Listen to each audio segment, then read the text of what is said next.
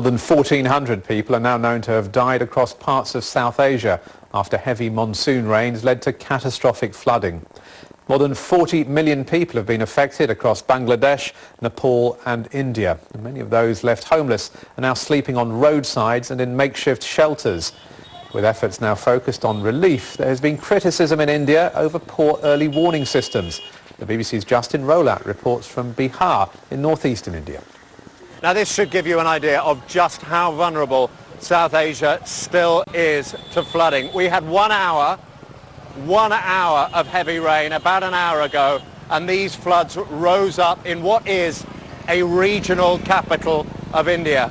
That's how vulnerable even a city still is to flooding. And let me tell you, this floodwater is absolutely disgusting. The first thing that happens is the drains back up and you get a toxic stew of waste in the water. Sorry, sir.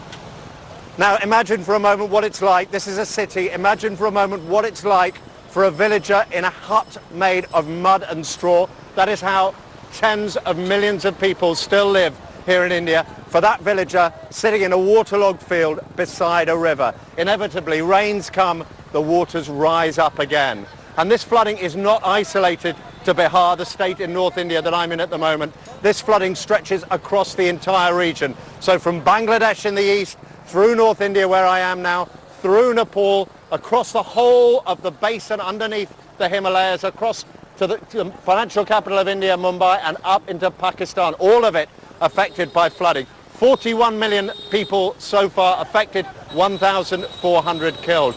This tragedy continues to unfold across South Asia.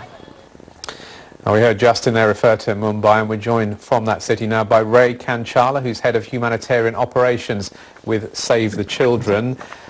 Ray, I mean, what have you and your organisation been able to see?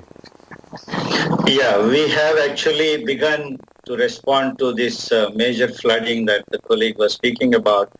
Already in July, we started in Assam with a child-centered response because we believe that children, women, and other vulnerable sections take the huge toll and brunt of this.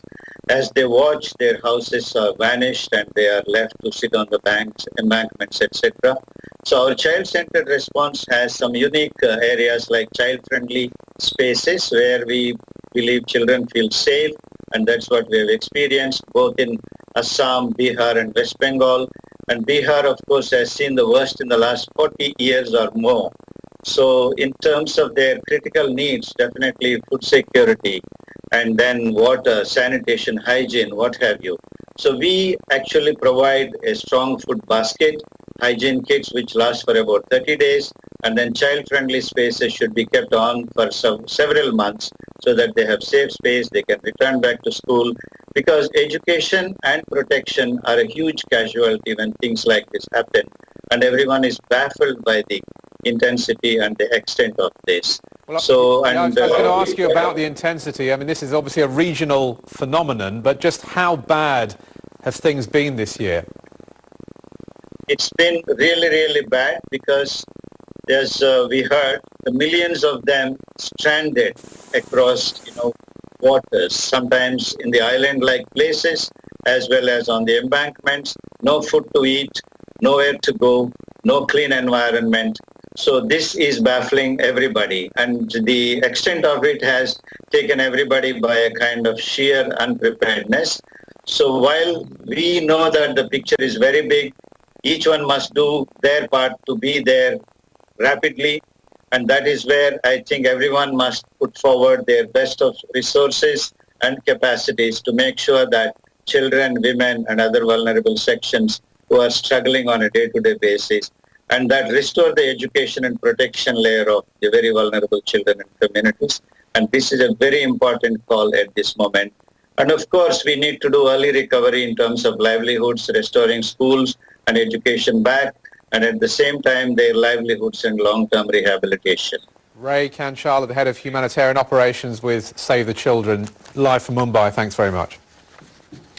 Now, President Trump wants